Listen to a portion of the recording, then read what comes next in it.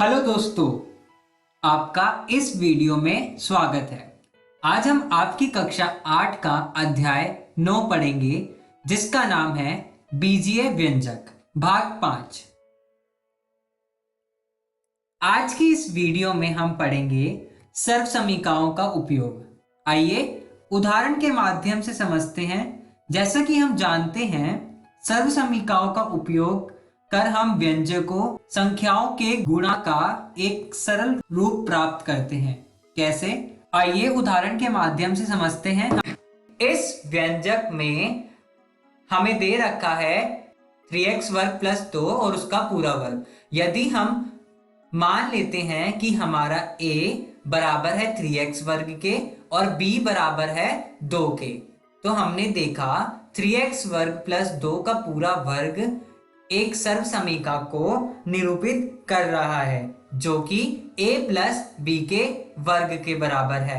a plus B का वर्ग बराबर होता है a वर्ग प्लस 2ab प्लस b वर्ग के। यदि हम यहाँ पर a वर्ग की जगह 3x वर्ग का पूरा वर्ग रखें और b वर्ग की जगह हम 2 वर्ग रखें। आइए, जब हमने इस सर्वसमीका में इस व्यंजक को निरूपित किया तो हमने देखा 3x के वर्ग का पूरा वर्ग प्लस 2 गुना 3x वर्ग गुना 2 प्लस 2 का वर्ग। जब हमने इसको हल किया तो सबसे पहले हमने देखा 3x के वर्ग का वर्ग क्या होता है। जब हमने 3x के वर्ग को हल किया तो हमने 3x के वर्ग को गुना किया 3x के वर्ग से, जो कि हमें ज्ञात हुआ 9x की घात 4। तो हमने देखा अब x की घात 4 कैसे आया। x वर्ग को जब हमने x वर्ग से गुना किया तो हमें ज्ञात हुआ x की घात 4 और 3 को 3 से गुना करने पर हमें ज्ञात हुआ 9। तो हमें 3x के वर्ग का पूरा वर्ग क्या ज्ञात हुआ? 9x की घात 4। 2 को 3x वर्ग से गुना करने पर हमें ज्ञात हुआ 6x का वर्ग। हमने लिखा 6x वर्ग गुना 2 प्लस 2 का वर्ग। अब हमने 6x वर्ग को 2 से गुना किया तो हमें ज्ञात हुआ 12x का वर्ग। तो हमारा आया 9x की घात 4 प्लस 12x का वर्ग प्लस 2 को 2 से गुना किया तो हमें ज्ञात हुआ 4 प्लस 4। अब हमने इस पूरे में देखा कि किसी भी संख्या का पद समान नहीं है, अतः हम इसको जोड़ भी नहीं सकते और घटा भी नहीं सकते। तो हमारा उत्तर 3x वर्ग प्लस 2 का पूरा वर्ग किसके बराबर है? 9x की घात 4 प्लस 12x का वर्ग प्लस 4। ओके दोस्तों, आइए अगला प्रश्न समझते हैं। हमारे पास व्यंजक है 3p माइनस 7q का वर्ग। यहां यदि हमने माना कि हमारा a 3p के बराबर है और b 7q के बराबर है, यदि हम व्यंजक 3p माइनस 7q के वर्ग को देखें, यह समीका a माइनस b के वर्ग को निरूपित कर रहा है। अब हमारा a माइनस b का वर्ग किसके बराबर होता है? a वर्ग माइनस 2ab प्लस b वर्ग के। जब हमने इस सर्वसमीका में a का मान 3p रखा और b का मान 7q रखा तो हमें ज्ञात हुआ 3p का वर्ग माइनस 2 गुना 3p गुना 7q प्लस 7q का वर्ग। जब हमने इस मान को हल किया तो हमें ज्ञात हुआ, सबसे पहले हमने देखा 3p का वर्ग। जब हमने 3p के वर्ग को हल किया हमने लिखा 3p का वर्ग बराबर 3p गुना 3p, जो कि बराबर होता है 9p के वर्ग से। अब p वर्ग कैसे आया? यहाँ पे p को p से गुना करने पर दोस्तों p वर्ग ज्ञात होता है और 3 को 3 से गुना करने पर 9 आता है। तो हमारा उत्तर क्या आया? 9p का वर्ग माइनस, जब हमने इस 2 को 3p से गुना की तो हमें ज्ञात हुआ 6p। तो हमारा क्या आया? 6p गुना 7q। अब हमारे पास 6p गुना 7q के बाद प्लस 7q का वर्ग। अब हमने जब 6p की 7q से गुना की तो हमें ज्ञात हुआ 42pq। 9p का वर्ग माइनस 42pq प्लस 7 को 7 से गुना करने पर हमें ज्ञात हुआ 49q का वर्ग। तो प्लस 49q का वर्ग। जब हमने इसको देखा तो हमने ये ध्यान दिया कि इसमें कोई भी संख्या का पद समान नहीं है, अतः इनके गुणांकों को जोड़ा भी नहीं जा सकता और घटाया भी नहीं जा सकता। ओके दोस्तों, आइए अगला प्रश्न करते हैं जिसमें व्यंजक है हमारे पास 49 का वर्ग। बस दोस्तों, हम 49 को 40 प्लस 9 के रूप में भी लिख सकते हैं। तो हमने 49 के वर्ग को लिखा 40 प्लस 9 का पूरा वर्ग।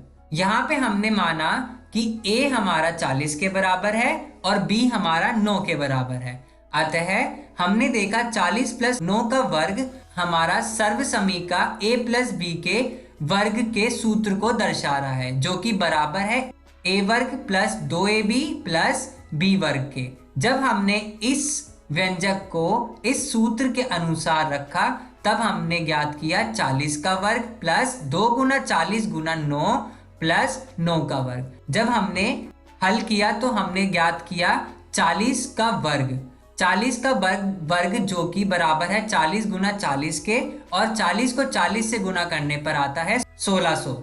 तो हमारा आया 1600 जमा इस 2 की 40 से गुना करने पर हमें ज्ञात हुआ 80। 80 को 9 से गुना करना है, फिर हमने प्लस 9 का वर्ग लिया। अब हमने 80 को 9 से गुना की तो हमें ज्ञात हुआ 720। तो हमारा यहाँ पे आया 720। अब हमने 9 का वर्ग ज्ञात किया तो 9 को 9 से गुना करने पर दोस्तों हमें आता है 81। तो हमने लिखा प्लस 81। जब हमने 1600 को जमा किया 720 से और जमा किया 81 से, तो हमें ज्ञात हुआ 2401।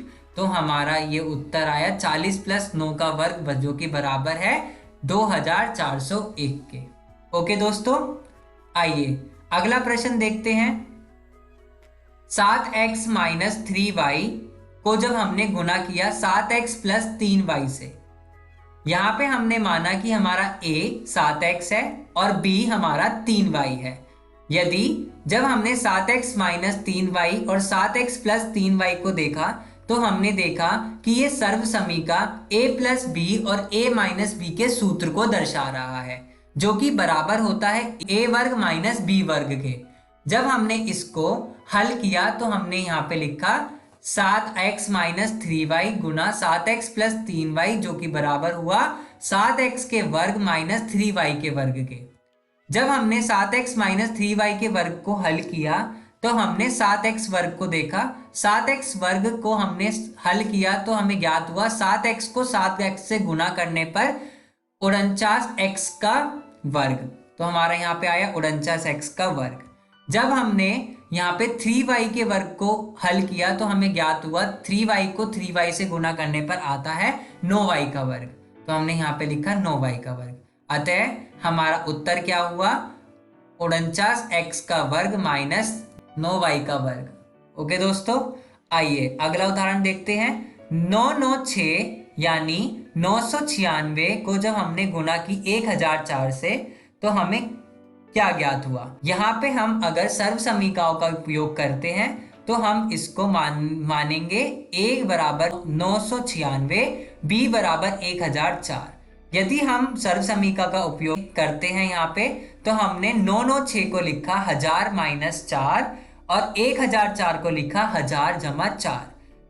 अब ये हमने इस व्यंजक को जब हमने ध्यान से देखा तो हमें सर्वसमीका a प्लस बी और a माइनस बी के रूप में ये दिख रहा है, जो कि बराबर होता है सूत्र a वर्ग माइनस b वर्ग के।